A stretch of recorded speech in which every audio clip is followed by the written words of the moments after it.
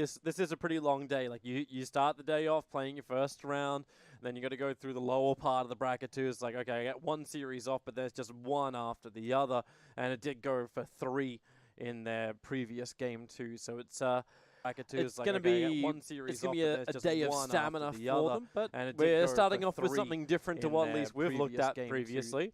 We actually have the Axe and the Lena, so a small change up, and then the Necro and the Silencer for Fnaitc. Yep. So it's, and that's a pretty. It's going to be it's an easy pick a day of for stamina Fnaitc to go for Necro them, into the Axe. we're starting off with something different to what at least we've looked at previously. Pretty standard openers from both sides. I've seen Tigers use this before. I've seen Fnaitc use this before. And that's a very pretty versatile, very It's going to comfortable. be It's an easy pick. A day of for Fnaitc stamina to go for Necro. them. I'm kind of sad though. Enigma is banned out in the early stages. That's very disappointing, to say the least. And the fact that PL as well as Terrorblade both made it through the first ban phase. I think it's telling that the bans for Fnaitc are Undying, Ogre, Phoenix. Do you think they have a target in mind with those? Because that's like the 1437 specials, just all gone. Yeah, so it's like, what else has he got left? Oh, that's right. He always used to play SD as well, right? And that's meant to be one that's good counters to Necro. Good combination with Lena too. And he also plays the Lena. So I like that they take the Lena early and ban TA, because you can't take TA first 2. It's just not a thing you can do in high-level Dota. But if you ban it second phase, you're no longer threatened, and that's the one hero Lena hates playing against. You're pretty much fine with anything else, but you catch a trap and TA blinks on you, you're just dead. And whether you're core support, you don't want to have that matched up. Not to mention all your damage is refracted, and then you're sad. Oh, there's the PL, so we're happy on one front. I don't know if we get Terrorblade from the pool too. Do you actually going to feel okay with Terrorblade when you have an Axe on your side, just because he likes to sit a little lower than most? What do you mean by that? As well, far as like for Sunder, like just for the timing on Sunder, then you can get the Culling Blade off. Like if that's, I don't know if that's the concern. It's the taunt and the blade mail, not the sun, like not being lower because you got taunted. Yeah. It's like a good way to end him. Yeah. I just like Axe because you have a BKB piercing disable. I think that's one of the reasons it's picked so often, because as a support, first, I've said this before, but it's not even about multiple roles or lanes or whatever, but Axe can play lanes in different ways, whether core or support. You can back lane, as we've seen over and over. You can max the battle hunger and run at people. You just have so many options that you're never in a position where you should be losing the lane. They banned the Morphling, kind of almost Terrorblade? Let him slip the mind, and Terrorblade pick up by Tigers. It's almost like a predictive meta. Unbelievable. I'm so I'm just so sick of Terrorblade. I'm so sick of Terrorblade. He does have his moments though. Like he definitely has his moments, and that's okay. Just once, I want to see TBPL morph all gone in the first 3 and see, like, what the hell do we do? Maybe, take out Necro as well. How do we draft this game? Yeah. What do we play now? Do we start playing all the old heroes that we actually enjoy? Does Slark become a thing again at one point? I mean, it's just what happens when a patch has gone on for as long as this one. Everything's pretty much figured out. Everyone knows the best heroes, so if you don't ban them, someone's going to pick them. Yeah. Yeah, it's going to be Earth Spirit. He has not been one of the best heroes at this tournament so far. But most teams don't have DJ. True. It's the way I would phrase it. It's think about trying to become a professional DJ, right? Probably not the greatest idea. Okay, you'd say to most people with that dream, you're probably going to fail. But let's pretend, I don't know, you're like Armin van Buren, right? No one's going to tell you not to be a DJ. The same way no one's going to tell this DJ not to play Earth Spirit. Is someone going to tell this DJ that he would be the first one to win with the Earth Spirit? 4-game sample size. 4-game sample size, 0% in the wins. Doesn't mean anything. Hey, at least it's not as bad as Brewmaster. Brewmaster's had 7 games and 0 wins. My God. Sad days. And Ogre's win rate went up. He's been in 15 games, and it's 26% now. I hate that Bane pick. You're into multiple silences. He's never getting a Fiend script. Like, what is this? Is this just laning? Is him feeble? I'll bet Arc Warden. It's okay in that you save. It's more of a save. You sleep the Scythe, and then the damage is negated. It's good to have some sort of save against when you have a Terrorblade on your team. I just don't like it. Arc Warden also is a really easy time dealing with Bane. It's a nice TB counter. You output a ton of magical and physical damage as the game progresses. The bubble preventing the meta damage. It's just when you like it feels like Tiger still has a lot to work with, and the Bane's a bit of a wishy-washy kind of pickup. Maybe they're all sticky for like an easier save against the Necro, like Nightmare save against the Necrophos. Like as long as he achieves that, it's great. Or at least to change the targets of whoever comes in. It's a strong laner as well, and you do kill Necro. I just hate playing Bane against Silencer and Earth Spirit at that. I think that's going to get massively like split pushed out. This is one of those points where maybe the Meepo 5th ban again against Tigers is a really good choice. Batrider being banned out may lean us a little bit that way. He's just a good controller anyway. But I'm wondering if we actually get to see the Meepo for Tigers. We might. It's pretty nice here, actually. It's really nice here. Holy crap. But they have a Terrorblade already. Yeah. Like, you push Terrorblade to the mid, Meepo to the safe. Like, depending on who the mid is for Fnatic, like, the last pick belongs to Tigers, so they get to see the board before they make their choice. I do feel like in this match, they're already a bit outdrafted. I'd like to see their 10th pick be an Exodia. You know, the Meepo, the Brood is available. This is your new phrase now, isn't it? Yeah. Everything's the Exodia. You mean like what? Like you're watching Yu-Gi-Oh? Like because it opened up on Netflix a couple of months ago. It's like, oh yeah, okay, yep. Language is merely a way for us to transmit complex thoughts to other humans in a succinct and easy manner, and I feel like Exodia sums that up a hell of a lot better than a last pick hero that's very difficult to execute when not hard countered, but can often win games by himself if given an opportunity in the game, like in a free game, you know? Okay, yeah, keep using Exodia. I never want you to say that phrase again. Exactly. It's too much. They banned Storm Spirit. Do they tinker here then? I think they do. Maybe. That's one of the counters against the Terrorblade. What? The other T. Ends in Nunta. Okay. I mean, Ice Tide is probably the only Tide Hunter I believe in. It's much better in a game like this where you have an Earth Spirit. You need a form of non-blink initiation so that Tide can use his Ravage. Is it the counter as well to like a Meepo pickup? Like if they're thinking we need to have a really big ability in case the Meepo does get picked. But it may still be a really great pickup from Tigers anyway, even against a Ravage. It denies the Brood a bit as well and just gives you that hero that can buy sustain items. When you have a Necro, any sustain you can buy is going to be great. You never want to be in a scenario where you have nobody able to buy, like the Crimson, especially against the TB, the Pipes. You know, the items that make your team live. This is a tough spot for Tigers, but I stand by. I think Tinker is probably your play here. So they run it in the mid, put Terrorblade to the safe, and then you see the Leaner Axe combination for the off. Yep. Unless you want to throw Bane down there. But Bane needs to hold on to the Terrorblade's hand, keep the Tidehunter out of the lane. Yep. I really like a Tinker. You can go like the Yules build. It's really tough for Fnatic to take you down. Well, they got their choice. They see the board. They got 20 seconds to make it. See what 1437 wants to do as far as timing goes too. They got a lot of tower push, even though it's very limited to some time. Great setup between the Bane and the Lina. Like Nightmare into Light Strike Array, and they're going to go for a bigger hitter. So the Monkey King, a lot better against the Tanada straight up. While split push, he's actually okay with that with the tree range. Yeah, it's a cool pick in that when you have a hero like TB, we saw the Chinese last year running a Death Prophet, Monkey King a lot. You pop the meta in this case, protect it with the Monkey King ult at some point. You're going to be able to push towers no problem. But most of all, this Monkey King slaughters Tidehunter in lane. I would expect to see Fnatic either try lane him or look to get a more favorable matchup because Necro does very well against a Monkey. Maybe that's when you just think of the harassment. Like, I don't want to say like you send jabs to the top lane to go with Ice, or I say bottom lane because they're dire. I always feel like that's the wrong way around. Like Radiant's on the southern side of the map, Dire's on the top, but they switched it. That was weird. 3 years ago, actually.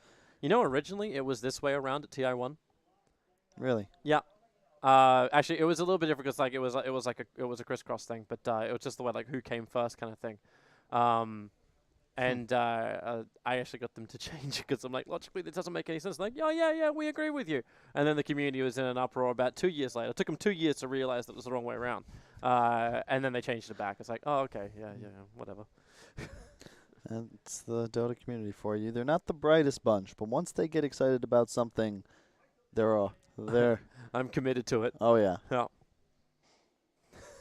I'm not agreeing with the whole they're not the brightest bunch thing. I think you're really, really smart, Dota nice, World. Nice PR, Toby. We all know what you say off camera. Hey, I'm a pretty. nice guy, all right? I'm a nice guy. If you can't cast anything nice, don't cast at all. Yeah. That's why this is my first tournament since TI. You're just doing us all a service. More work for the rest of us. Yeah.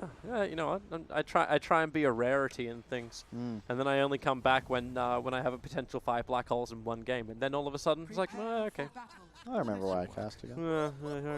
Let me just remember why I get out of my wheelchair, leave my nursing home, to come out and do things. So let's see the lanes. It does look actually like Jab is going to stick around with Tidehunter. It's kind of nice to have it against a melee hero, just to have this continuous harassment from the silencer. Yeah. DJ, I'm just excited to watch during this game. He was he was the most highly recruited player at the TI Shuffle.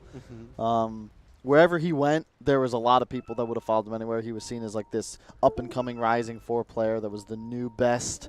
And his Earth Spirit, I think, right now is the best in the world. He is nuts. Abed mid as well, another highly touted player. They do get the lanes that they want on Fnaitc. They put the Tidehunter bottom, and it looks like that's where the TB is going to be. Monkey King currently camping out mid as a courier in the Roche pit. Hey, why not? They see the Necro top, so they're probably going to look to switch. I hope they look to switch. Oh, wait. I'm so silly. Monkey King is mid against Dark Warden. Yeah. I have no idea how this matchup functions, I'll be honest. Well, you get to watch it closely. It looks like it's going to be still a 2-2 rune trade. Fnaitc will take all the ones on the bottom. Tigers take all the ones on the top. Yep. And Dark Warden's going to get the better block. Wonder Kid's going to be very late to it. He only starts the tier 2 tower, but our bed's already well ahead of him. Interesting. I like what Fnatic's doing, I think. They're going to aggro Tri-Lane into the Terrorblade. It's a real tough matchup for him. And then that'll free up DJ to rotate middle on the Monkey King as well. That's a lot more flexible for them. Like, DJ's here for just the very beginning. Probably was hoping there'd be a fight. And they just are able to get the kill either onto Zephyr or force out the only Metamorphosis from Terrorblade.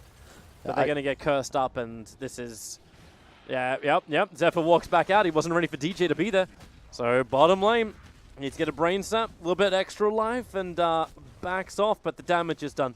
Yeah, the real damage is that they actually got the creep control. So now this Tri-Lane's value is even more effective. DJ, being the player he is, will block that easy camp spawn with his body, and now look at where the wave is. Yeah. You can't threaten this anymore. You're a Terrorblade. If you meta here, they're just going to immediately gush, and they have 3 different abilities in this lane that deal magical damage, so you're much trouble. This top lane looks so weird. So you got Rivalry US to, not Rivalry, MP, not their sponsor. Oh, they got him. They got him. Zephyr had such a fantastic game last time around, but Ice will claim him as first blood this one.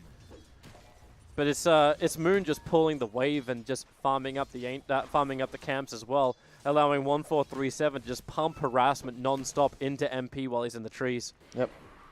Welcome to the new offlane. Axe, who's very self-sufficient, and the support who can just zone him. Axe is going to get huge, though. Moon loves this scenario. Gonna just get... Rotations coming in. Lena's going to head to the bottom lane so they can bring in the Line Strike Array, but they kind of need to bait Fnatic into going for another initiation and to bring the Silencer in closer. They don't want Ice. He's a little too tanky for this. But the ES, he finds an Invis rune, he might spoil the entire thing. But they've cursed him up. It looks very, very juicy on Tigers. Now the jump out. Ice. Well, he's going to gush over on 1437. And with the arrival of DJ, Jabs does drop low. But it ends up just being a 1-for-1 trade-off. Try on the bottom. Yeah. Real surprised, Ice has actually pulled up 1,100 gold. I really would like to see him spend it. He hasn't put a penny into anything. He's going to buy boots and a stick. Yeah. Oh, and now from trouble. Well, so they go over for Zephyr instead. Right now, Ice is more focused on beating into the Terrorblade. Should also flag too, like you were wondering about how the mid matchup would go. Right now, CS-wise, it's going the way of Wonder Kid. 16-2 against the 9-3 of Abed.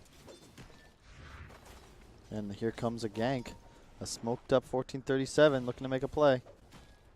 Tough though, they don't have lane control just yet. Abed, one of the he reminds me a lot of S4 in that he never really loses a lane, and most of that is just because of excellent creep control. He's almost always got it on his hill instead of the enemy, and it keeps him safe from rotations like this. DJ rotates in towards the mid, but you've already got the big buff up over on Wonderkid, but he didn't actually have enough time to just sit back and throw out the Boundless Strike and get a really good hit, and 1437 stun. Wasn't ready for DJ to arrive either. So harassment's one thing, but that's just a good turnaround for Fnatic's mid lane. Still unbelievable the CS that you're able to achieve as Nax on the top. He's going to crack 50 CS in 4 minutes. Yep. Silencer in the meantime, looking for a +2 on the Bane. Bane running away. Those mangoes giving just enough regeneration. He'll live on 31 HP and then back up. Moon is level 6. Yep. 54 CS. He's 2.7k net worth. Battle Hunger's the wave, and then he doesn't lose the aggro. It keeps chasing him down, even in nighttime. The only downside is that this game is not ideal for an Axe because it's so difficult to kill any of the cores of Fnatic. Plus, they have the peel of the Earth Spirit. If there were a Troll, a TB, some hero that you just counter hard throughout the game, this would be much more impactful. It's still nice, but he can't just win a game by himself. Nice rolling boulder down towards the bottom lane, but DJ takes way too much damage. Thought he was going to be okay, but this is the Metamorphosis. This is the Reflection. Terrorblade, he may only be level 3, but still packs a punch. Huge punch. One Arcane's punch. already on the tide. Wow. Ice is farmed. Wonderkid's rotating over. He may be looking for that 5-minute bounty rune, not to mention he'd be looking for the 5-minute shrine if they were going to go for that kick. Oh, he'll get the bounty, but does he get out of this one? Slapped down, trying to get closer towards Jazz, but he's having trouble. Space created. 1437 able to connect on the stun, but it won't help. Jab still gets the +2 on the Monkey King. That is one of the very deep. That's one of the reasons you don't want to rotate as a mid player. It's really not worth it even if he gets that kill on Silencer. That's just very rough for him, and that's the power of Gush. It is a super underrated level 1 ability. It's a 4-second 4 armor reduction and 40% slow. Level 1 from a range. Like, you're a Monkey King, he walked up, suddenly he's 0 armor, and now he's taking pure damage from all these attacks. And he just dies immediately.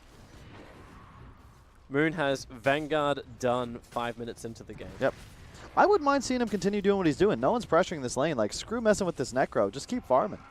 Unless he's trying to make him think that someone's coming in behind him. But mid lane is where my eyes start to turn. Abed, he's got the distance. It was mainly because DJ was looking to wrap around the back, but he throws down the Observer Ward and gets a lot of information.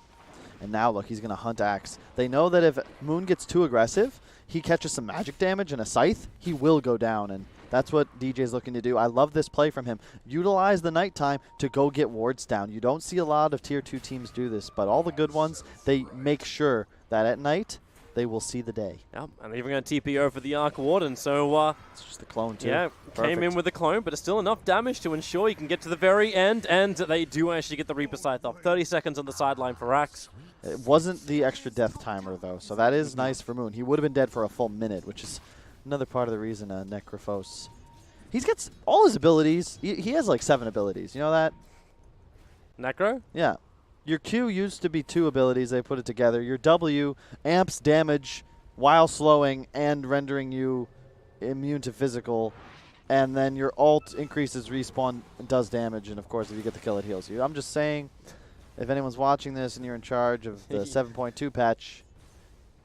Something you would like to have brought to their attention. Bottom lane's fortified up. Jabs, 1437 is in a triangle.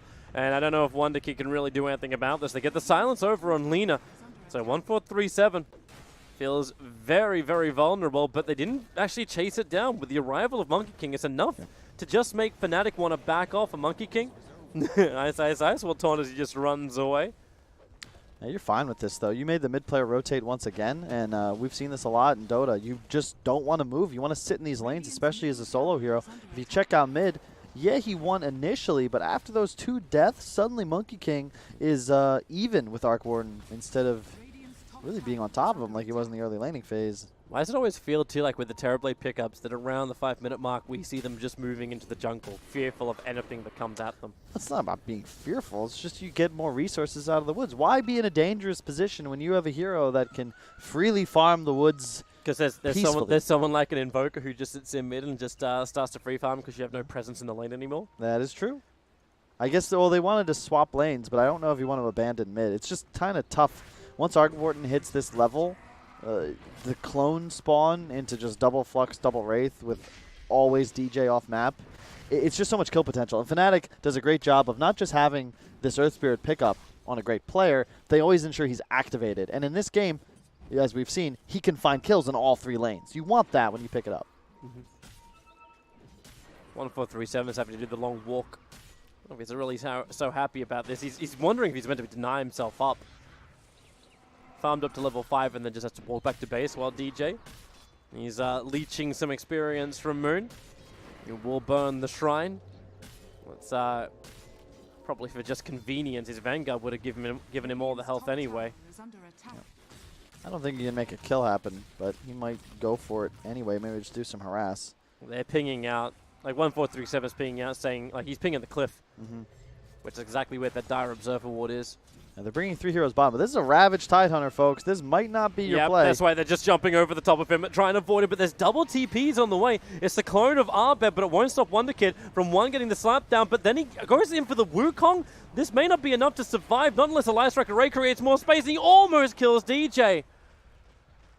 Almost only counts with horseshoes and hand grenades, Toby. Unfortunately, that's not a kill. And that means there's going to be an urn finished on the Earth Spirit. He's going to walk right back to base. American logic. That's an expression. There's a lot of idioms in American culture, all right? That's how we learn to communicate. I didn't get a lot of lessons in horseshoes and hand grenades back in Australia, sorry. Well, we don't... if there's one thing I hope to see before I die, it's the metric system adopted by every country in the world. I think I'll be disappointed, though. Yes, Fahrenheit users.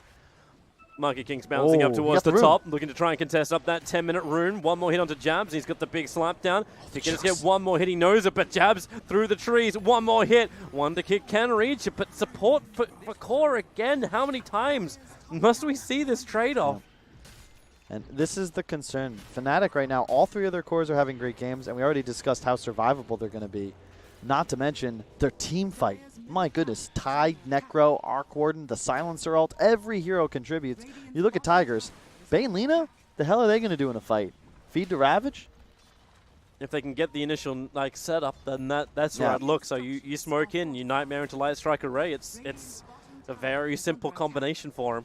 Moon's going to have to do some work. I need a performance reminiscent of Seb's game on OG in that TI Finals. I mean, he's got to go off, find kills everywhere, and it's just going to get more and more difficult. Ice is going to have Helm of the Dominator soon. You saw Necro Book 1 picked up on Arc Warden. You can already see Fnaitc understand where they are in their draft. They're going to have this crazy tempo they can play with all this push potential that'll be online very soon. Yep, and that's something the Terrorblade is not really equipped to fight just yet. No, he is not. He's got Treads, Aquila, and he's got a Wraithband, so you know eventually he needs to have that Dragon Lance. He needs to have that range to try and keep the distance from Fnaitc. And maybe with the double damage, Rune, he can bring down the mid tower. Axe was hanging by, but with Blink Dagger already up, the initiation of Moon is pretty good. I don't know if really Fnaitc want to have anything to do with this Terrorblade. Even if they do try and find somewhere near the initiation, but it's... And Lina keeps the bottom lane out, so Ice wants to force the tower. Yep. He's got the catapult taken over. This is why I love this item on Tide. It's same with the Baden, really. You turn a hero that does apply a lot of pressure into finally you can actually apply tower damage as well. Silence is in trouble. Jump forward, Jab just walks right underneath the Observe Ward, and there's little to nothing he can do about it. No teammates are nearby. Instead, they're smoked up as MP as well as DJ looking for a gank. Heading towards the Terrorblade, thinking maybe he's farming up inside the jungle, and that's exactly where he's backing off to. Just as Metamorphosis will wear off, they put down the Observer Ward, and just watches his area.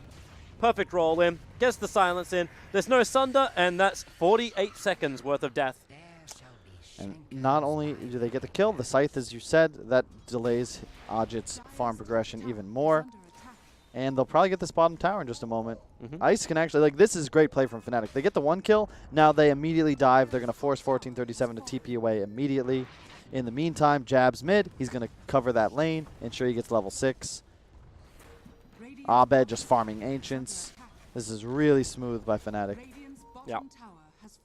hilariously enough, it's still a pretty even game. Like, it's about 1,000 net worth going the way of Tigers. The experience is also pretty damn close. It's just distributed a little bit more differently where, like, Silencer has practically nothing, same with the Bane. But there's a lot more clearance that can come in from the rest of the Tigers lineup and the amount of net worth the Axe has been able to achieve in comparison to Tidehunter. But then again, Tide has Ravish, so I guess he wins. Yeah, that's the concern, right? Because, yeah, you can taunt the Tide as the Axe, but you're never really able to target him down first, especially when there's all this counter-initiation combo break on the supports. And that's the concern with Tigers. We've seen Secret win a lot of games on the backs of their supports. Fnaitc has that same style, and I think it might be effective in this game. ISIS really doesn't care. Like, he's keeping the catapult in the trees as he attacks the bottom tier 2 tower. There will be a semi-trade-off, but the push is nowhere near as strong for Tigers. They have to bring Monkey King up here, and then they look for even more battles, and that's the Bane. Kind of in no man's land, trying to use the Nightmare to dodge the Spark Rays that were flying his way. And now Tide begins his TP forward. The Monkey King silenced up, can't jump away, can't even get the Boundless Strike to connect. Yep.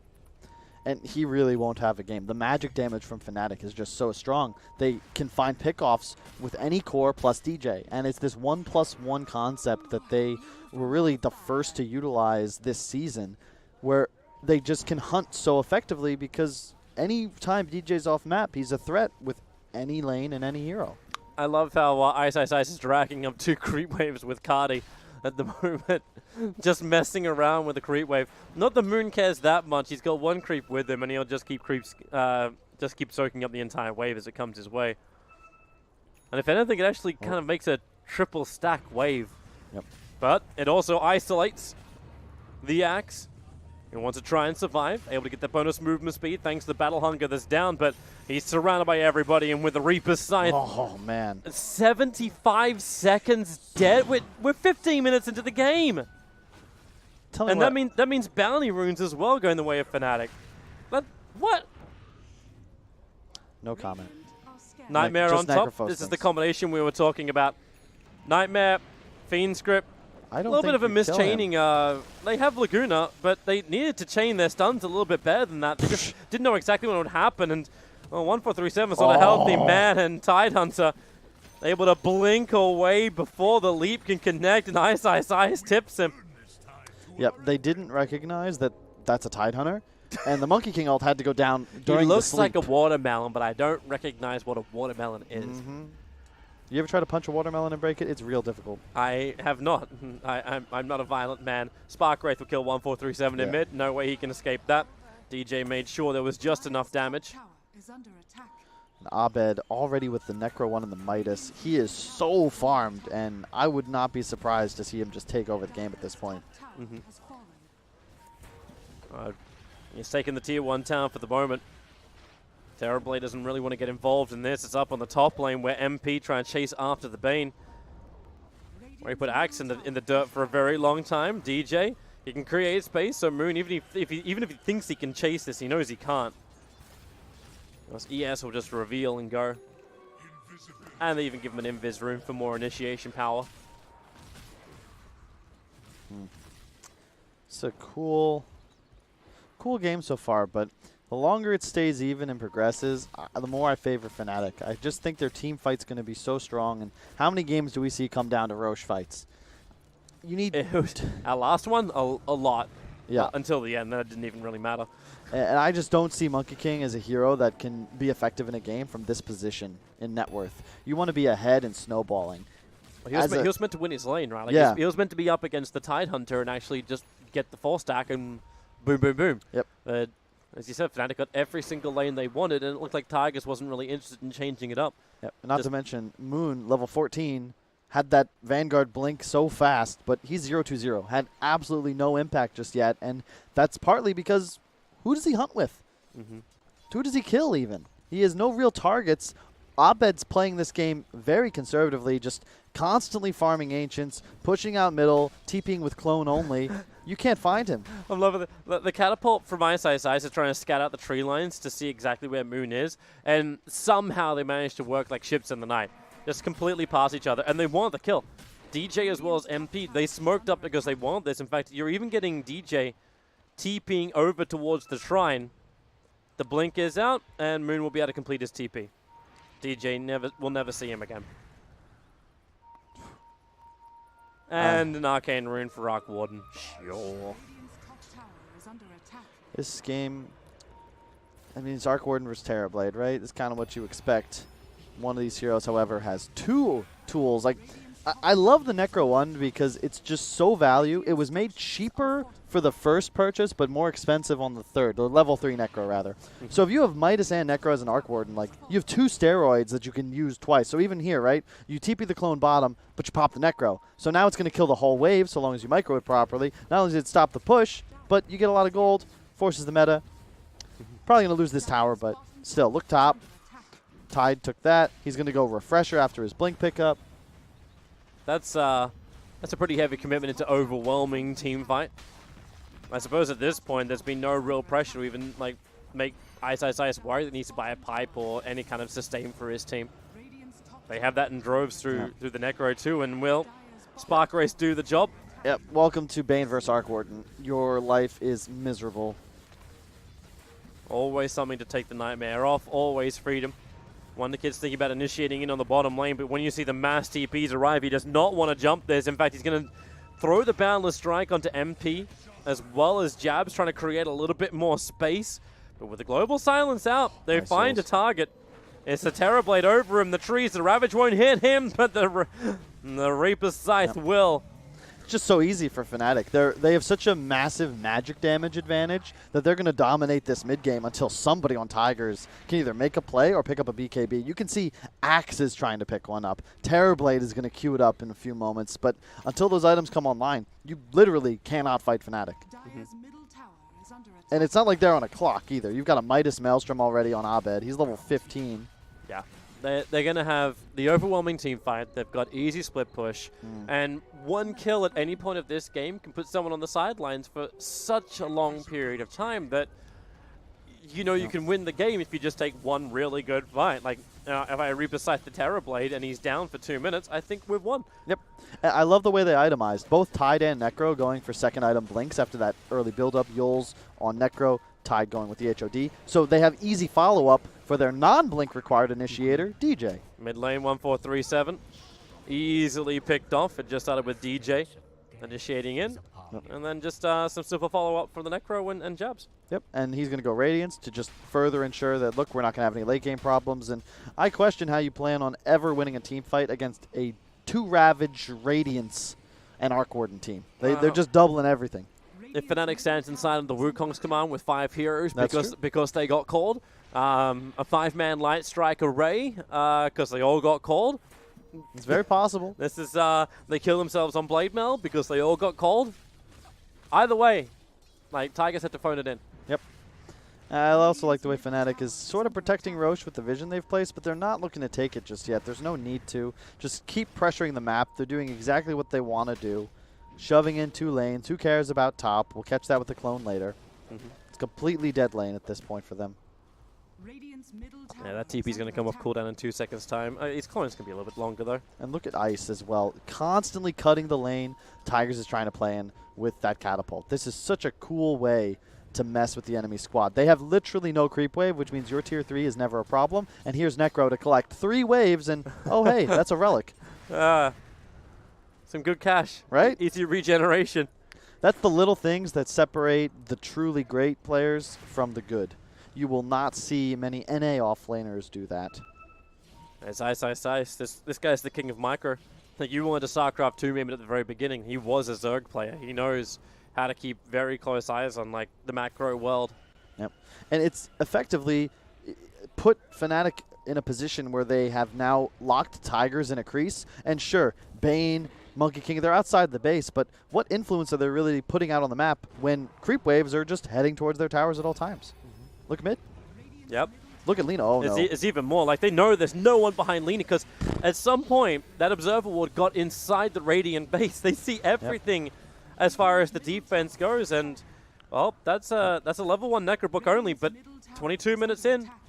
Maybe they feel confident enough. That just Necropuck just came off cooldown. They're going to push the tier 3 tower. Yeah, why not? There's no real D push once that Lena's dead. There's no cheap spells. He's going to buy back because he realizes, look, I'm the only one that can actually shove this lane for free. And again, Ice still cutting top wave. He just did it. He'll do it again. They have a nice ward down that gives a little bit of vision inside the base. Just very smooth play from Fnaitc, and something we didn't see in the previous series. They are very aware of their timings. They're going to hit a point where they have Refresher on Tide, Radiance Necro, and Arc Warden with, I would imagine, he doesn't even need to do anything. He just keeps farming, but now you're going to get Aegis and Refresher, and then you're going to go high ground and win. Well, BKB is now completed for the Terror Blade, so he's got a little bit more of a chance to stand and not just be disabled by the Ravage.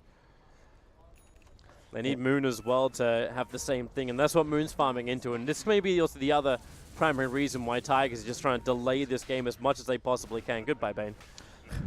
And what have I talked about over and over and over? The top tier teams on Dire, this is the area of the map they play. Top Radiant Shrine. You will collect a free kill every minute or two from the supports who are desperately just trying to establish vision. Oh, and it controls jump up, Roche. Jump down, perfect. With the drag back of the rock, the trees just get destroyed. Jabs is here to ensure the kill, and Monkey King overstayed his welcome. They obviously had already used Reaper Scythe before. Yep. And you can see that line drawn. That was DJ. He wants them to keep playing in this area. There's no reason to leave it. Eventually, you've got to walk up that high ground just to establish some semblance of map control, and it gives you the two most valuable lanes to cut as well, because top and mid is how you play around Roshan. Refresher soon to be finished. As you said, there's BKBs up on nearly every hero on Tigers. However, will that matter? Really, at least against the initial attack, but how long do the BKBs last for? You can just back off, right? Yep.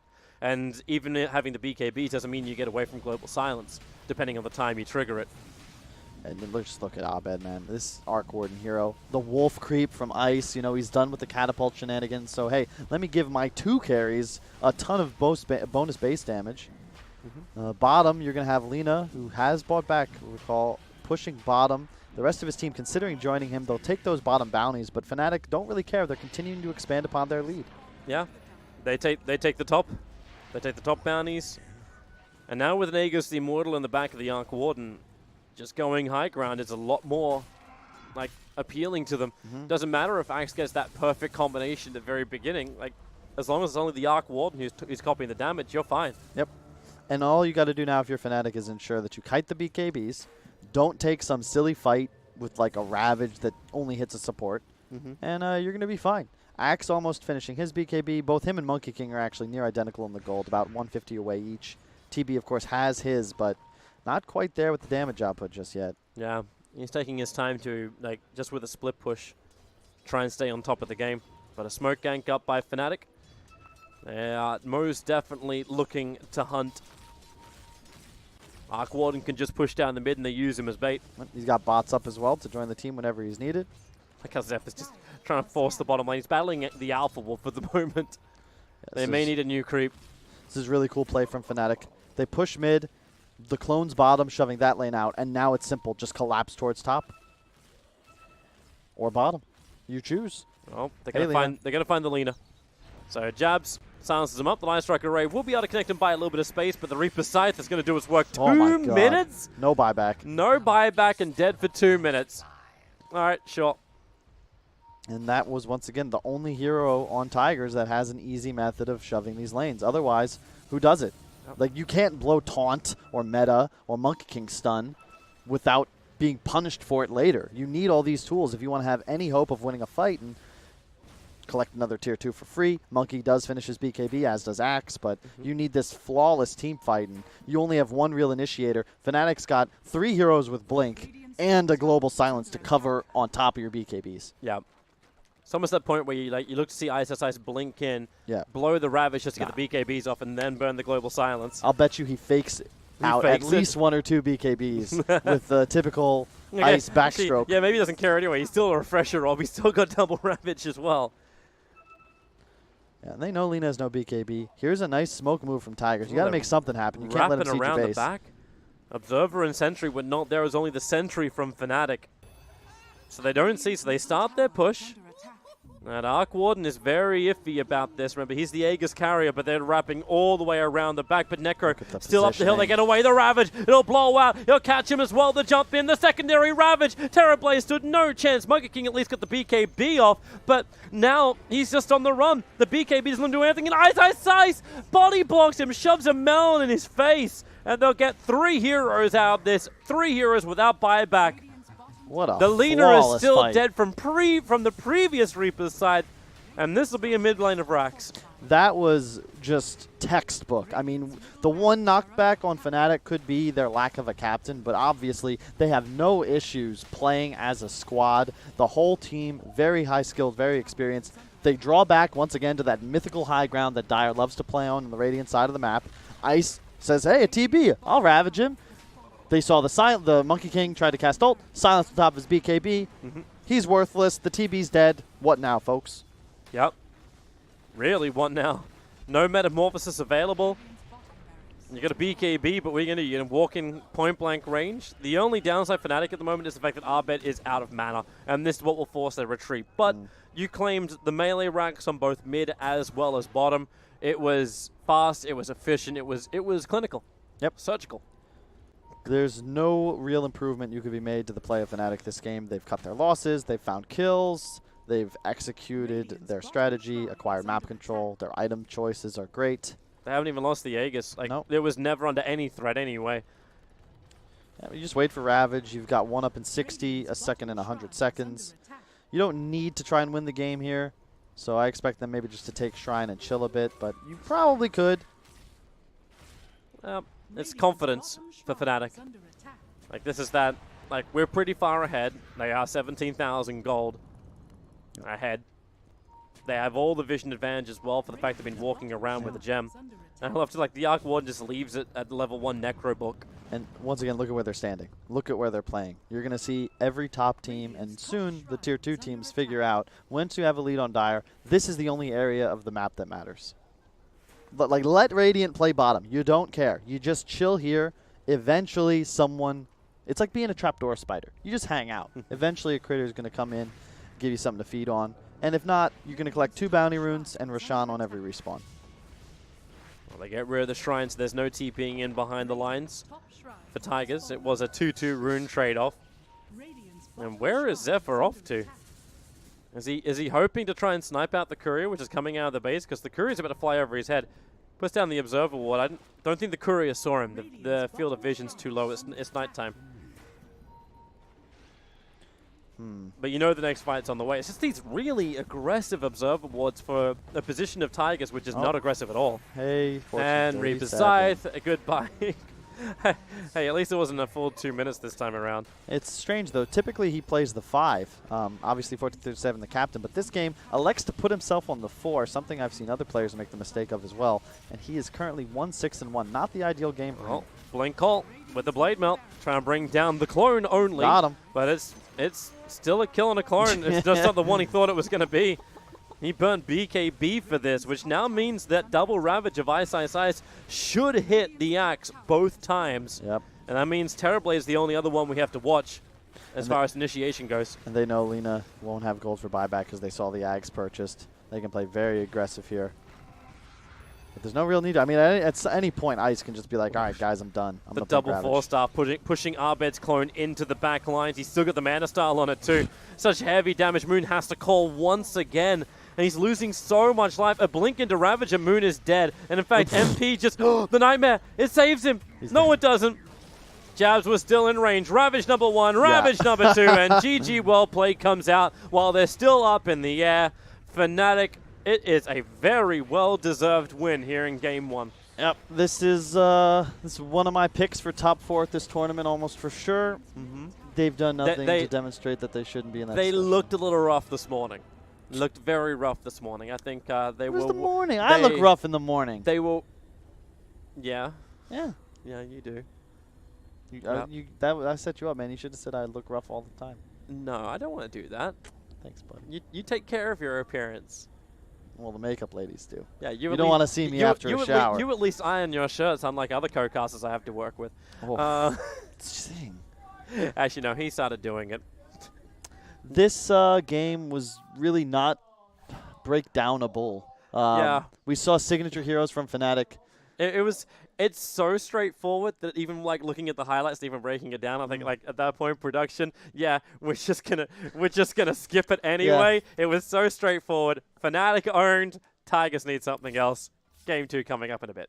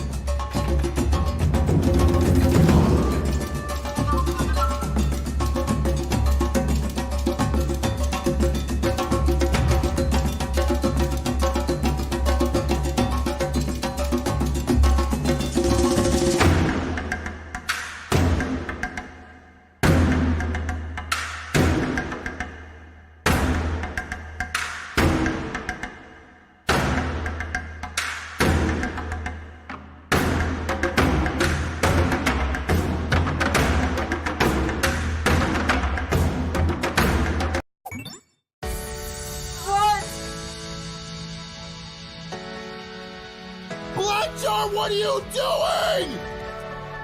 I love you. Thank you so much. Whoa, Jazz, what the frickety frick? Whoa!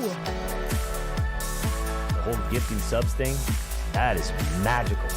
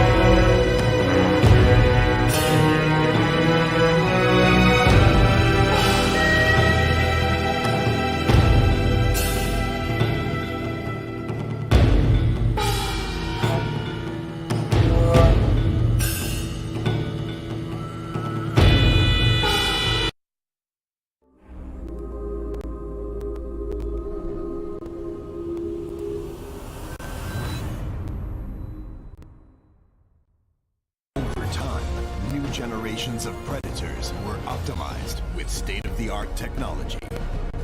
Go forth and conquer.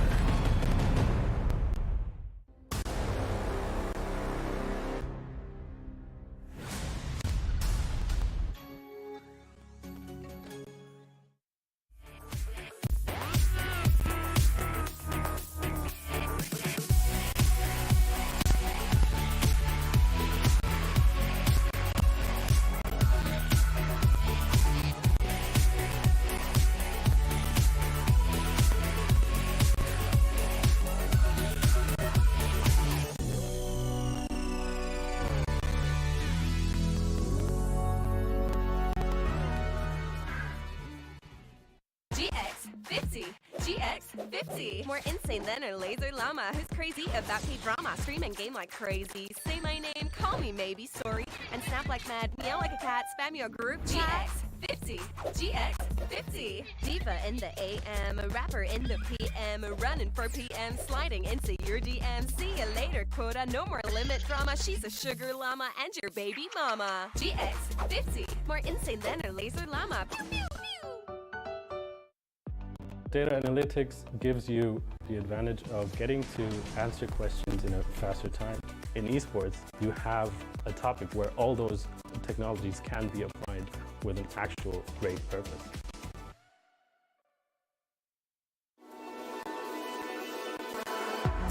Watch the player's point of view with your favorite setup. Follow your favorite Dota 2 player in every detail. Watch esports your way. Get your digital pass now.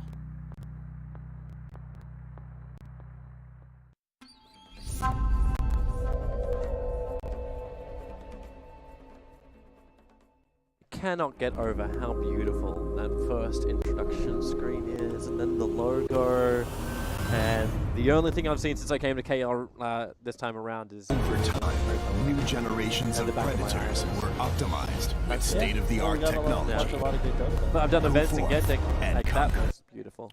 KL's a lot of fun too. The food's excellent, and the thing that I love about Southeast Asia is that everywhere's got karaoke. What's so funny? I'm just thinking, when's our first night off that I can actually do karaoke? I believe Thursday. Thursday? We've already got it booked. Oh, really? Yeah. Fantastic. If I have no voice for the main event, you know exactly why.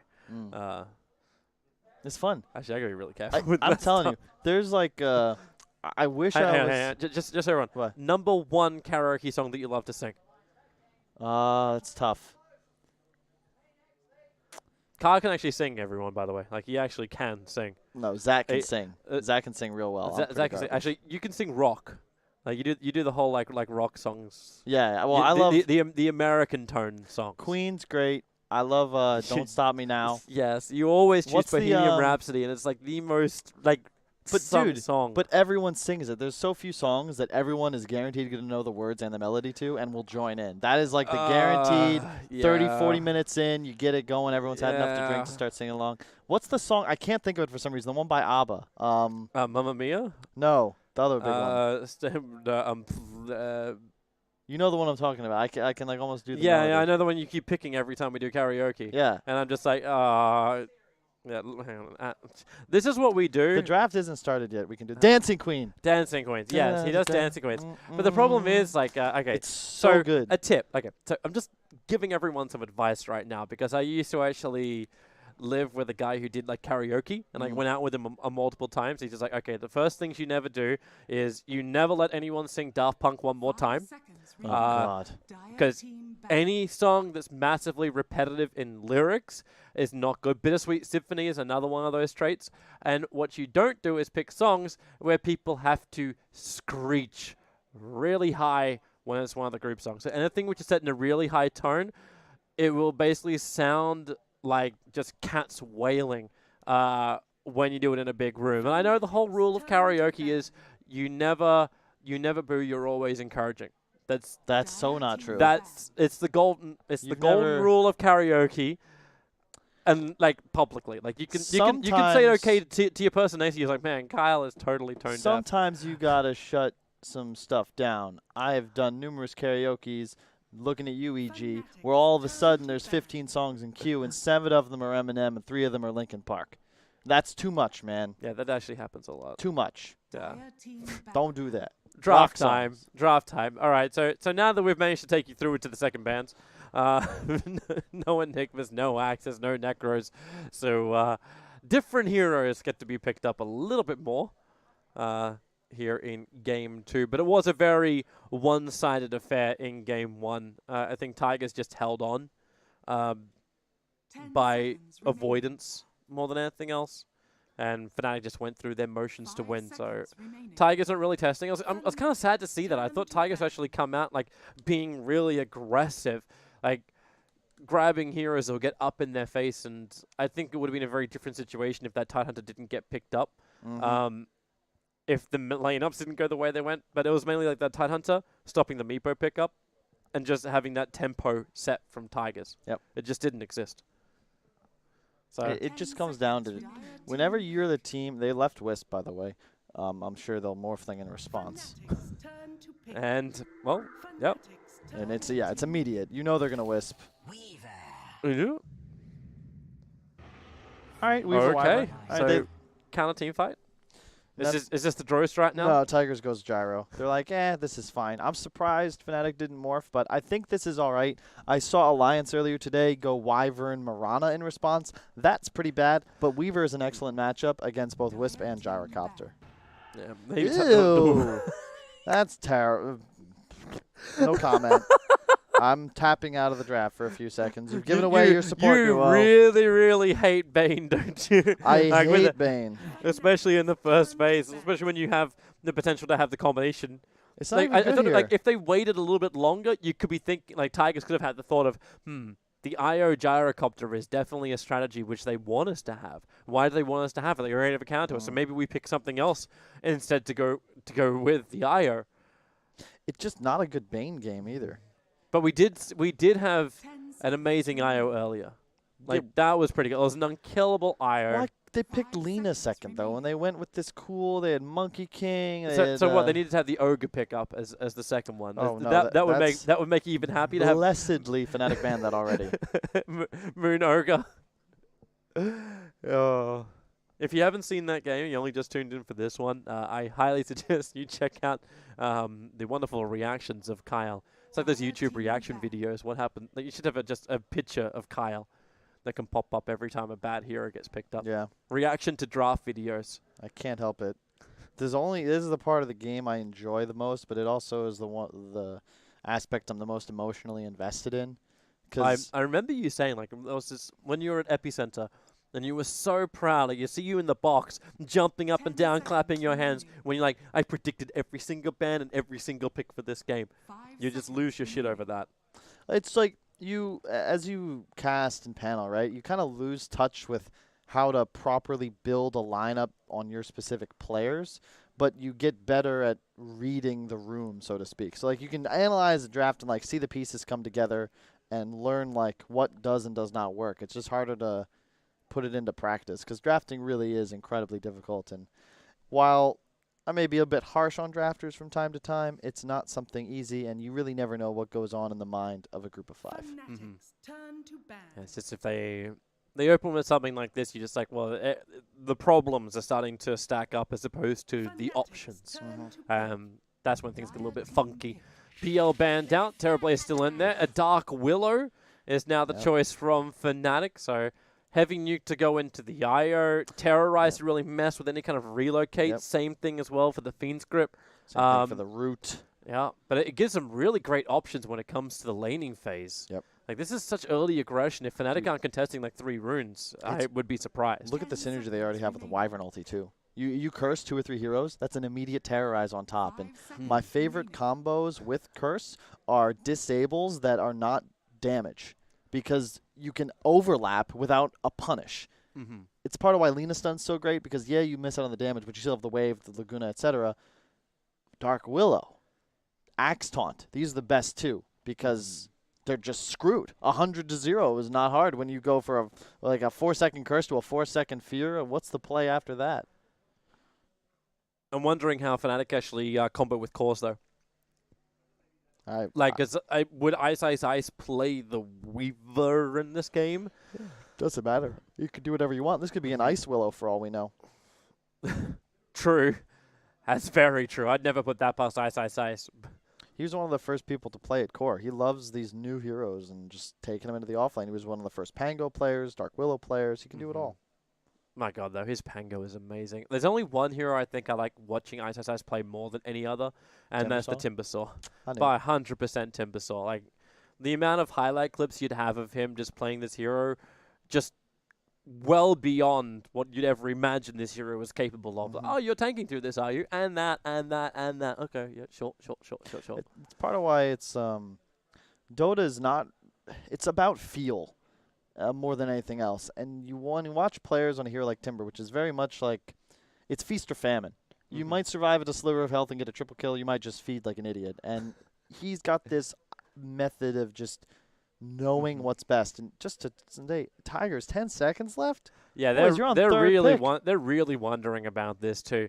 Also, I love the fact, like, the other side effect is like there's no easy cheese for Tigers. They actually go to the Mirana.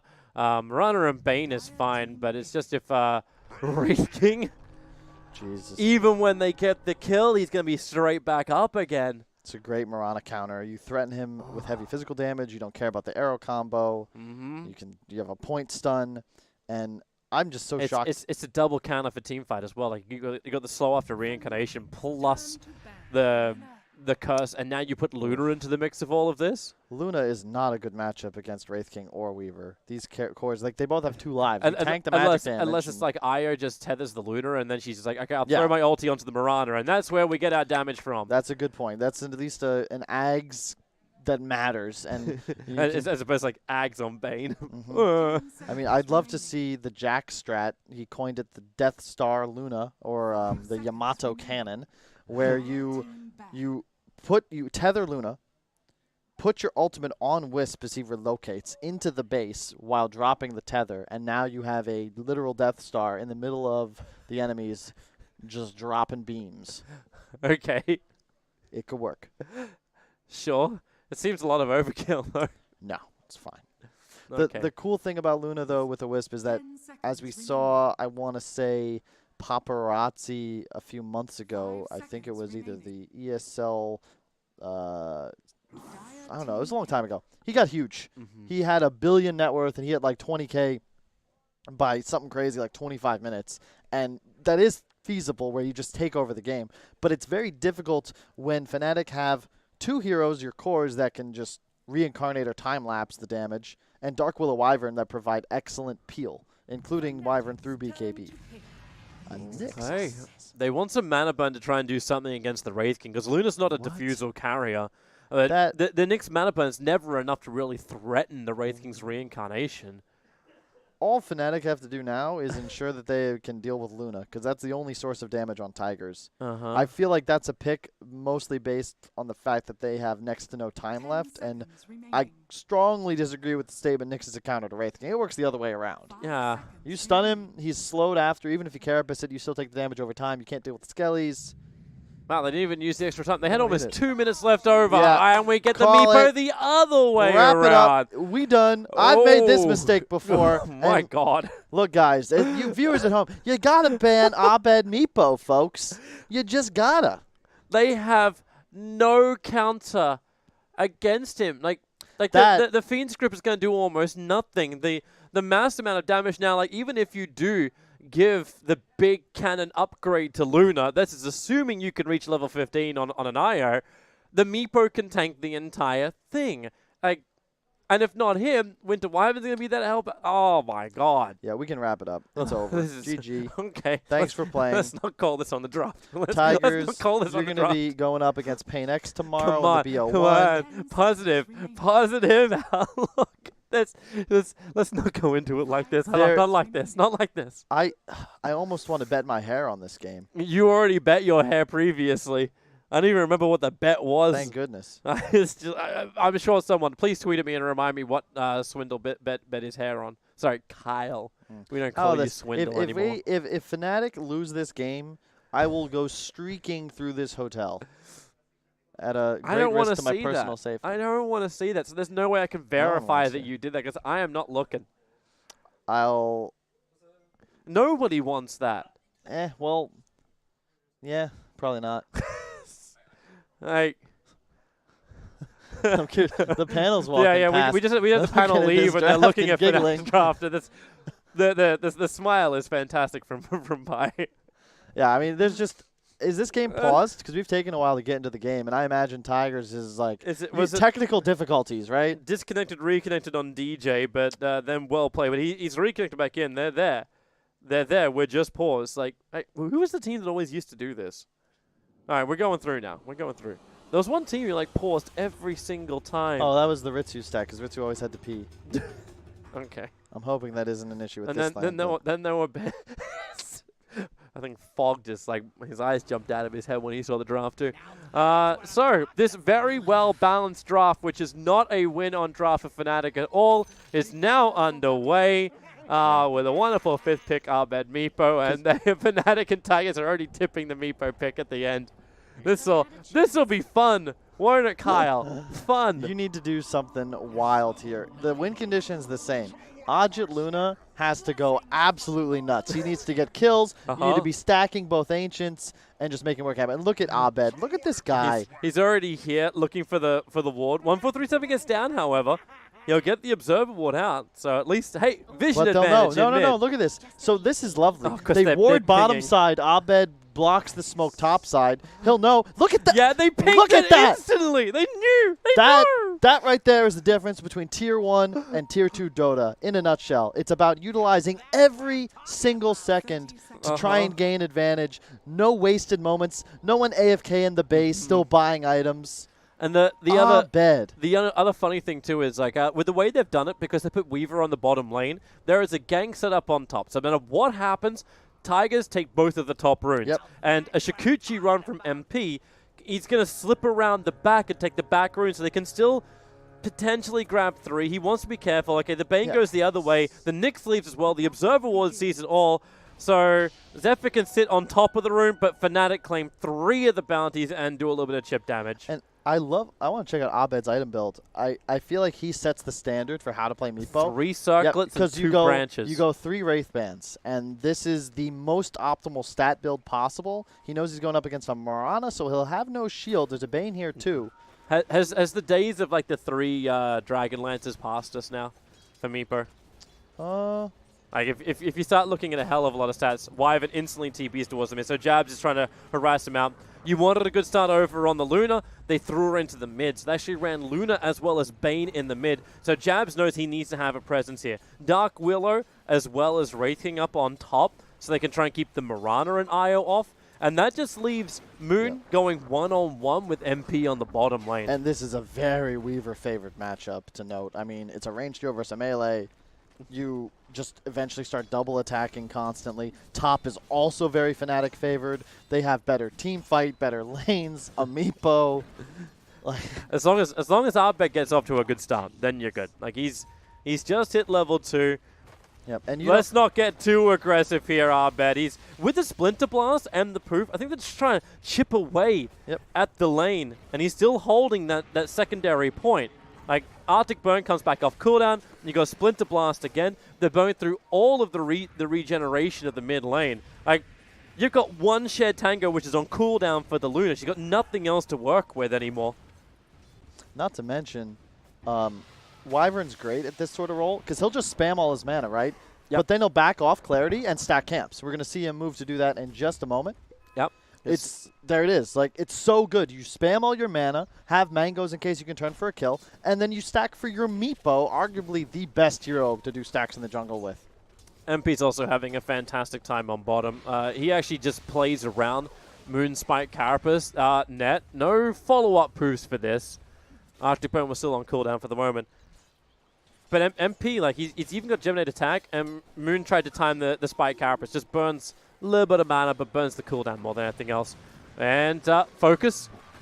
The Wraithfire Blast makes all the zombies, and he actually gets the extra hit. And sure, why not? First blood to DJ on the off lane. Wisp is a 0 armor hero playing against a stun and skeletons, not to mention the burst and control of a Dark Willow with the best support animation in Dota 2. It is a very, very hard Wisp game. I actually saw at TI many times. You'd see Dark Willow, Wraith King picked up in response to a first pick Wisp, and they got it second phase. I also just love that little thing, like when you fire out, like you pop up the skeleton minions, but when you fight the Hellfire Blast, all the skeleton minions go towards that targeted hero, so there's no way to escape it. They will forever follow. Yep. And look at this. He's going to get the triple stack, well played by Jabs mid, just securing Meepo's game, and then Meepo's going to hit level 3, and he pretty much can just jungle from there. He'll have 2 or 3 Wraith Bands finished up. Wyvern can easily sit mid. How does a Bane Luna pressure a Wyvern? You just spam W from afar. And it's just pretty much static lanes. Yes, they are winning mid. I think this was the optimal setup from Tigers. As you said, you've got to slow down Abed, and this is the best way to do it because who's their key hero? Luna. He'll have the best game. Yeah. It's just... Nyx is still getting a good start, however. Like this is a small upside. Like he's getting a large amount of CS. The levels are looking good. MP actually mistimed one of his Shikuchi, so he actually ran into the Spike Carapace, so he's copped a fair chunk of damage, but burns the final salve. Jabs is now happy. He's down to 128 HP and almost no mana to walk back to, or crawl, as Wyverns do, back to the base. And you got level 2 Meepo now, or level 3 rather. So you're at a point, once you get all those Wraith Bands, you can just start woodsing. Pop. And the CSing is also a much easier task in mid. Do you actually like seeing the level 2 Spike Carapace on the Nyx Assassin against MP? Oh, haste picked up. Like, as opposed to getting something like the Mana Burn? No, I don't think you want Mana Burn. It's actually a wasted point in a lot of situations, especially in a game like this. It's nice to have that 84 damage nuke, but I mean, Weaver has 2 mangoes and a stick. You're never going to get him out of mana. It's far better to just maximize the damage output. And the Carapace into Sun is also how he'll be able to actually kill Meepo and Weaver throughout the game. Mana Burn's a very, like, alluring but yet utterly deceiving point to pick up. Oh, the Brambles are down. He's running through almost every single one. Yep. And say goodbye to Zephyr. Nothing you can do about that. Yep, that's the second death now for the IO on the top lane. Makes it difficult for Mirana because he's meant to really be helping him out as the 5-minute bounty runes are arriving. Mirana will have to cross the river in order to ensure one of them, DJ, is able to get the Curse Crown off. Okay, split.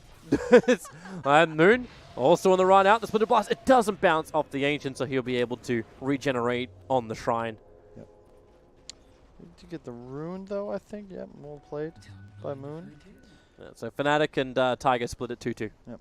And look at Abed once again. Look at where his lane is. If this is controlled by Tigers on their hill, he doesn't get anything out of this lane. But because he's so awesome at utilizing his creep aggro, like he's getting 2 or 3 CS every wave in a 2-on-1 scenario. And oh goodness! Managed to get the nets off. They interrupted the first poof, a second, and no, didn't actually get the second poof off. There would have been enough damage to kill off 1437, but with the Splinter Blast and the slow from the Arctic Burn, they have the control required.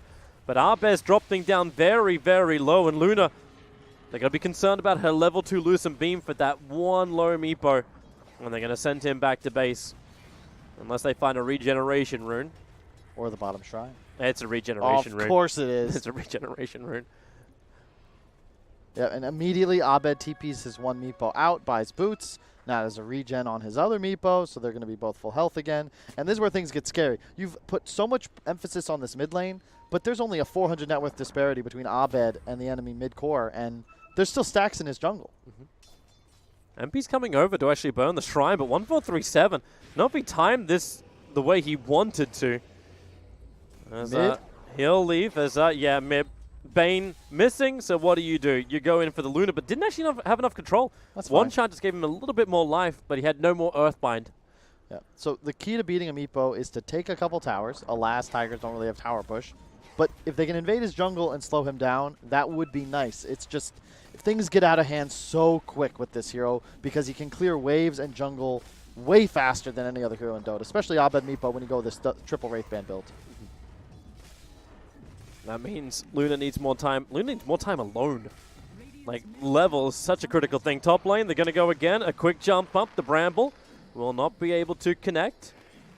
Unless Aya wants to walk back into it. But taking damage isn't always a bad thing for Aya. That's regeneration she can give back over to the Mirana as they look towards Ice again. 1437 also rotating towards the top lane. And Jab's still doing a great job controlling mid. He got the ward that was placed on the high ground. That's 2 mid wards dewarded, and they already have their own high ground vision, so it's just such an easy game for Abed to play. He has 2 wards middle. They are really investing into this Meepo, and no real surprise.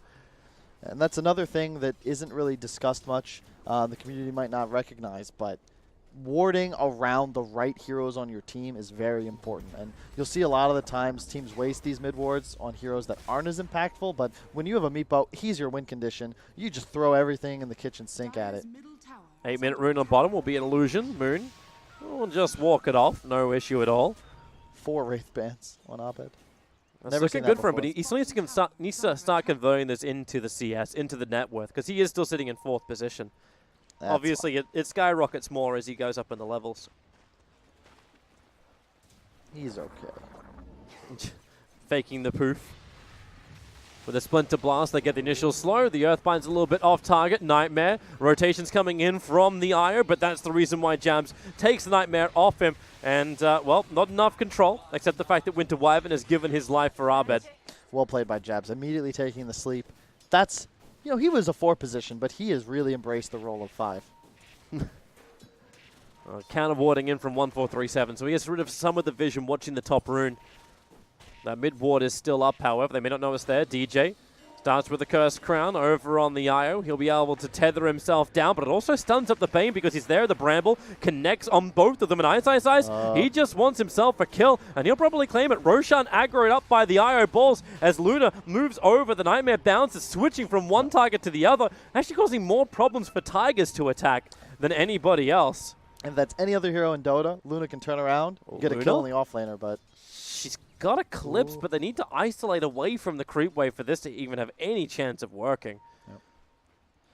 It's the Wraith King factor. Well, Luna, she's is down. this the play? I don't know if this is the play, but all of them almost, and he does actually kill off Abed. The glaive attack bounced up through the trees, I believe it was, to get the last hit on the weakened Meepo. Did he get off? No, he got 3. He got 3. He got 2 on the one and 1 on the other. Top lane, Mirana, 1 charges with the Starfall. Ice will fall, but he has Reincarnation. So back to the world of the living, and they look just to turn into the 2 supports. Io has some level of regeneration, but now when Jabs arrives, they get the secondary slow over towards the Io. Not to mention, you had the extra connection of the Splinter Blast. While this was happening, Moon got himself a solo kill on Weaver on the bottom lane. So I would say tit for tat, but it's 3. There's 3 tits for 1 tat. Moon's doing an excellent job bottom, just dominating wow, this they Weaver. just keep him controlled. They don't even see. The problem is... Oh, arrows off target. Now Luna shows himself. They bring in the secondary Meepo. Holding off on the extra poof. Battling around Roshan. If you check out the net worth, so the big issue with the Tigers lineup is nothing to do with the cores. They're fine. What does Wisp Bane do? Look at them. This was your opener. And you have absolutely no game, and my biggest concern with the Wisp is when your other support has no method of push. You have no wave clear on either support now. They fortify up on top. Great Fiend Scope 1437 wrapped around the back end. They just won the last hit in the tower, but, well, it will actually be the last hit in the tower coming in through the... No, it was denied by Mirana. Take it all back. Meanwhile, Bane isolated underneath the Harpy, whose accent can still be questioned. 9 HP. Io, that's what Io does. Stays alive this way. DJ then brought down. Wonder Kid gets the double kill on the Mirana. Yep. That was a mess up by DJ. He missed his attack there from his Shadow Realm, so it only did the regular damage instead of the bonus, so that would have been a 100% sure kill, maybe even save him. You can look, Luna in the meantime, continuing to farm, almost at that Mask of Madness. No Ancient stacks, though. 1 up top, but that's it. And Abed Meepo is at that point where he's going to start to accelerate fast. Yeah. But he needs this. Like right now, the top 3 net worths still belong to Tigers. The net worth advantage overall isn't that great because Io as well as Bane have almost nothing compared to the Fnaitc supports. Yep. It's just be so hard to kill these heroes. It's another scenario where I love watching teams that balance out the cores. You have the Reincarnate Wraith King can survive just through sheer tank ability. Meepo with the shuffling, and then Weaver can time lapse and be curse elusive. is out on Io. Mirana currently killing his support. They got the Curse Crown as well for the double stuns. And then Wonder Kid gets hit up by Roshan, but DJ. But Meepo in the jungle. Yeah, found him. Meepo in the jungle is in trouble. Wow. Those 4 Wraith Bands are not enough to protect him. Yeah, Moon is single-handedly going to keep his team in the game if he keeps playing like this. He won a lane that I think is unfavorable and killed the Weaver, and now he's almost level 12. That means he'll have almost 100% uptime on his invis. He'll be able to hunt Meepo all the time, and Abed really isn't in a place to fight. He wants to be able to safely farm his woods, and that's not going to be a possibility. Look at all the wards they placed. Yep. I think this is actually a shift in the warding that the Fnatic needs to do. Protect the northern area. Like, let Meepo farm up with the Ancients and the 2 camps there and then bounce towards the mid lane. But for the moment, you're not seeing Tigers letting up. They want to attack in towards the mid, even without the Vendetta. Moon still wants to come in close, able to connect the stun onto Jabs. DJ's in the neighborhood, but wait for these Meepos to start arriving. Ice TP's in towards the mid lane. His reincarnation is back up again, gets the stun over on Moon, while Jabs protects himself inside the cold embrace. These supports need to do a little bit more as the Lucent Beam. It does manage to get the kill over onto the Winter Wyvern, but a 3-hero swarm able to connect. They're trying to get it off Moon Meander. They will be able to do so, and with Vendetta, he's running away, still visible thanks to the dust, but they're low on life. The salve will be burnt by the IO to bring them both back up to full health. Yep. And Fnatic really not getting the rebuttal kills they wanted to find. They're really well played by Tigers. They're doing an excellent job just staying in this game. I called it over from the draft. I still think it is, but they're proving that they are resilient and not worth giving up on. 3 Meepos now active on Abed. They're not giving Meepo the space to actually start to explode. They're being very, very persistent about watching this mid. You knew how much Fnatic committed. We were looking at the Observer and Sentry combinations, and now it's Luna who's the one who's really making the most of stacks. MP's nearby, they have the Observer wards, they see this happening. But thanks to the fact you've already got the Mask of Madness and 13 1 charges over on the Luna, this is the regeneration. The IO grants, they can take the stacks, all the money comes in, and there's just no rebuttal because Abed's not ready to fight. And this is where you want to be as the Luna. You will be the hyper carry of this game. It's actually a lot of pressure on Fnatic to be more active soon. They see him. The Earthbind will be able to connect, and this should be a kill with a second Earthbind underneath the Sentry ward. And Abed, some much-needed money coming his way. No, it's well done. It's just a question of does Abed get a blink or just rush that E-Blade? I'm concerned that if he goes for this full farm style, you might be in trouble if Ajit starts to play different areas of the map. I don't like seeing him top. I want him to play mid and just run between Ancients. Stack one camp, farm the other, kill mid, rinse, repeat. You don't get nearly as much farm in the top lane, safe jungle as you would mid and on Ancients. Well, speaking of mid, ISS is trying to force it, but Bane with Fiend's Grip available can go on the Wraith King. Remember, Wraith King still has the reincarnation. It's level 1 only. Arrow, that took a long time to throw out, and it really feels like Tigers don't know if they want to commit inside. They look towards the back line where Jabs throws the curse over on Moon. He was in very, very deep. He was on a warding mission. That's the reason why he put 2 observe wards out, and IO instantly finds the freshest of them all.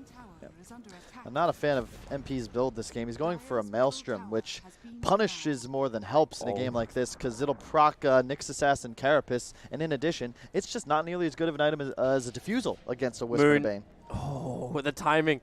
He spiked Carapace, but he took the damage from Shikuchi before he spiked Carapace. He's on the right track, though. No sentries in this area if he can keep hunting. They're pinging it out, though. They've got Spidey senses active. They're scanning to the right. They want to see if you'll come underneath. And they smoke. Yep. Onto the edge of the scan. There's a ping. It times out. I don't think they've walked under it either. This is not really the hero they want to have, the one that's available, which is Ice. This next fight is critical. But Tigers Luna, in this game. Yeah, they kind of left Luna by herself. While they smoke and they head south, they want to wrap around the mid. But Fnatic have gone for their own smoke, and they want to kill the Luna. She starts to TP. Terrorize flies forward. It cancels it, sending the IO back as well. A perfect Bramble. Then the follow-up Curse Crown. That's actually going to time out, mainly because he's already dead. It was a cool move set up by 1437 and Tigers. They just got punished by that second. It's a game of inches and seconds, and DJ reads the scenario perfectly. Moon's he knows to try to back off. Actually, does he? No, he doesn't want this. They see him. They see him going towards Roshan. But Luna's down. She does not have buyback available. Sentry Ward gets placed. They saw Moon for half a second, but half a second's long enough. And the army of the skeletons are on their way. Ice tanks the arrow. That is fine. They've already got Roshan. Bane can't do anything about this. He comes in close to Nightmare's one, but then the Bramble flies out. 1437 able to tiptoe around it. And they find a better target. It's actually the Mirana. Cursed up. So much damage onto Wonderkid. He'll still be able to kill off the Winter Wyvern. Colin Brace won't do anything, but the return kill is onto Moon. Yep, this is the downside of the draft of Tigers. You have stuns, but they have no legitimate initiator. And you look at Fnatic, once again, they have this massive team fight advantage. Tigers, you can find pickoffs, you can find kills very easily. They've demonstrated that throughout the game. But you have no real method of ever winning a clash, a team fight, until your Luna is an item or two ahead of the entire game. And at this rate, he's struggling to keep pace, let alone exceed. Yeah. Building everything in for the team fight. It's going the Dragonlance, the Mask of Madness. There's no Manta-style split push or trying to break free of anything or dodge anything like Hellfire Blast. And there's Weaver finishing up the Maelstrom. That was mainly possible because of the 2 kills they received up on top in the Io and the Luna. Gives a little bit more push power into the lineup. And there's the E-Blade completed. So 18 minutes in, Arbed completes E-Blade. A lot of magical pops going to be coming some way. They need that BKB on the Luna. But you look to the bottom lane, the defense. Curse is available for Jab. He's going to go into the Arctic Burn, flying over the trees as far as he possibly can. He gets hit by one of the IO balls. Is anyone else going to come down here to really stop it? Not really. Fnatic are taking the tier 2 tower up on top lane. So this is the trade-off that Tigers are having to accept. More spirits come out, so they see Jabs. Your Cold Embrace, the arrow, it falls short. It doesn't even get the stun out. So Jabs lands the curse over on the Bane, wants Aya to finish him off, and because Mirana leapt in, he may even find the kill. 1437 so low. But he does not die. Hashtag space created, Tobes. That is no problem. Abed, in the meantime, farmed an entire jungle, took a tower. It's already got the Aegis. This is just going to speed up the Blink Dagger. Yep. Like, the initiation is going to start to arrive for Fnatic because Tigers took so long to kill off. Yeah, bear in mind, Abed went for the full farming build. He rushed E-Blade after 4 Wraith bans. As soon as the Blink comes online, he'll look to actually do things. But for now, he's just been farming. Nearly 200 CS in 20 minutes. Tigers are looking to do things. 4-man smoke up from mid lane. Yep. They're coming over, and the line is drawn to go directly in towards where Meepo is farming up. But remember, he's got Aegis the Immortal. Even if they get that kill, it may not be enough, and this smoked up Fnatic may be able to give a little bit of a rebuttal. Moon, he's found Arbed. He'll get the double stun out. The rest of Fnatic have to move quickly. The TP coming over, and they decide not to because, well, the real Meepo is actually on bottom lane, ready to work with the rest of the team. Oh, God, and the illusion rune. I've lost the land from this. You can poof to the Meepo illusions.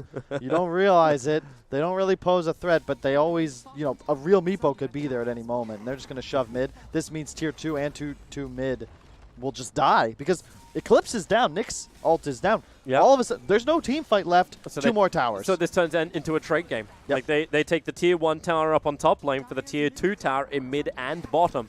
But the Luna just isn't farmed enough. He needs like a Yasha and a BKB at this point. He'll have BKB soon, but he's not that item ahead he needs to be against a hero like Meepo. Look at these towers. At least the IO buff helps make up for what he doesn't have. Yeah. Like that's the one and very small advantage. But then bottom lane is pushing in with a skeleton army. It's got a good amount of range creeps and catapult. And Fnatic aren't going to give this up. Ice has Blink Dagger and Reincarnation.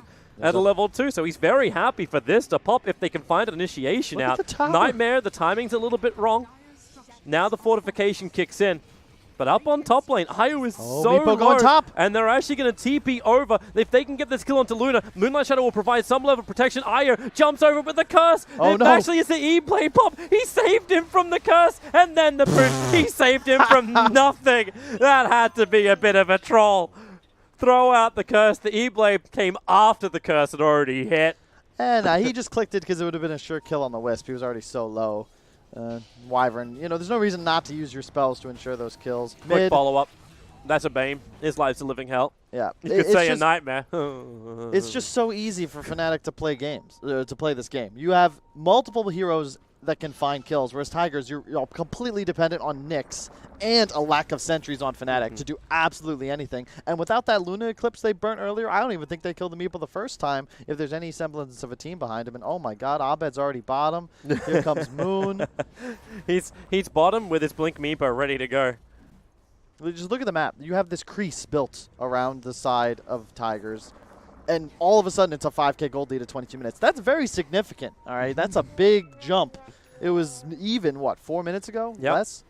It's the fact that it's all in the playmaker. It's in the Meepo. Like Exactly. we were talking about the fact that Tigers committed a hell of a lot of time and a lot of resources to ensure they could try and shut down this Meepo, and they still have managed to stop him from escalating. And this was our bigger concern when we saw the draft. Now, Smoke breaks, jabs, he's got the Winter's Curse. Who's to go over on? As the Terrorize makes it impossible for I to escape. The Splinter Blast just shatters him out, but Jabs is still there. He gets the curse off. Both supports will be deleted at the start of this fight and the secondary one because Luna had to stand her ground and fight it. She had no choice. She was cursed. And they know creeps are in top. So say goodbye to 1Rax. If Luna buys back, then this BKB is never going to arrive. It already feels like the game, but here comes the buyback. They need to find a kill. The arrow will connect. Over one, the Meepo is the Bramble, trying to cause some problems. And the loser bean, Arbed protects himself, and the Cold Embrace. They haven't found the damage. They can't kill Arbed. You're having diebacks coming in, and GG. It gets called 23 minutes in. And 1437 from Tiger says, you know what, enough is enough. We missed the window, Fnaitc hit the window. They made the best of what I'd say their 1.3% chance of winning that game was. Yeah. But you could see, once you're in a position of power as the Meepo lineup, yeah, they ended the game fast, right? But you saw Abed, not only is he sitting on the high ground ready to join a fight, his Meepos had cleared bottom jungle of Dire, the Ancients.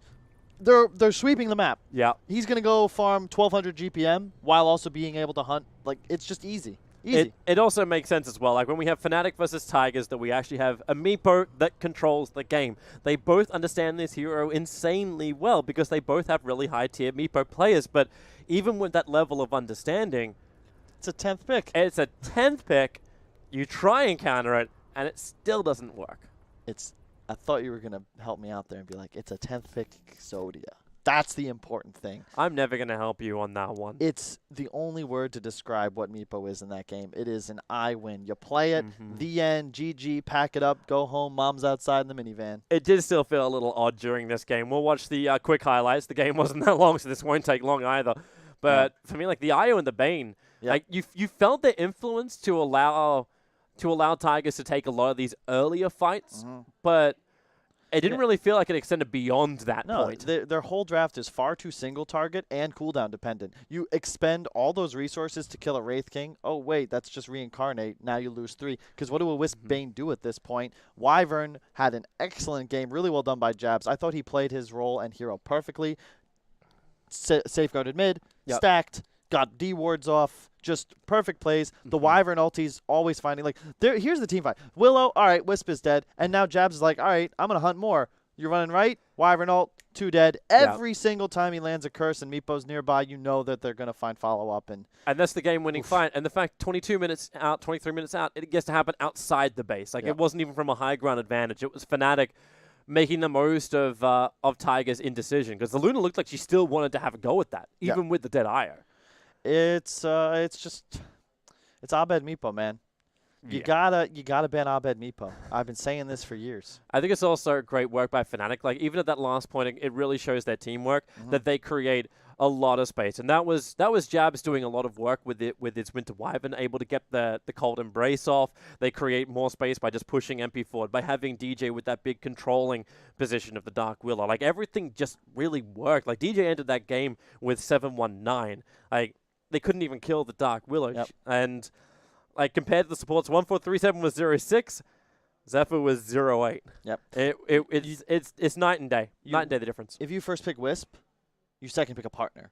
Yeah. It's like Gyrocopter. He went through the entire draft. Yeah. Without being touched.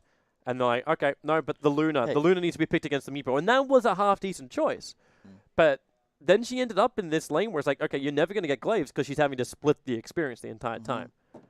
And I again point to the farming pattern. It's something weird to judge because it's never wrong. Like you see a hero farming, you think, all right, whatever. But the only way Luna wins that game is if she protects mid tower and farms Ancients. And I don't mean every minute you're farming Ancients, but they need to be cleared or stacked. That represents 600 GPM. The creep waves are 400. The moment you have Mask of Madness, you need 1,000 GPM, or you're never, ever going to beat a Meepo because one mistake, Meepo's ahead, Blinky Blade, Abed, game over. Fnaitc looks great. Clean sweep 2-0. Yep. So with that too, with the deciders match, that actually puts Fnaitc into the upper bracket, if I'm not mistaken. So that's Group C, second place. Yep. They'll play against Virtus Pro, Yep. which, funnily enough, may be a pretty good matchup. Like, Virtus Pro have not been looking on form in this tournament at all.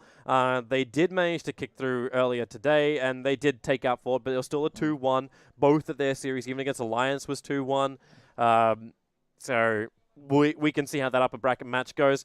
And that actually puts Paynex against Tigers. That'll be fun. And that's the game. We cast that one. We're casting that game tomorrow. It's a best of wait. one as well, so a lot on the line.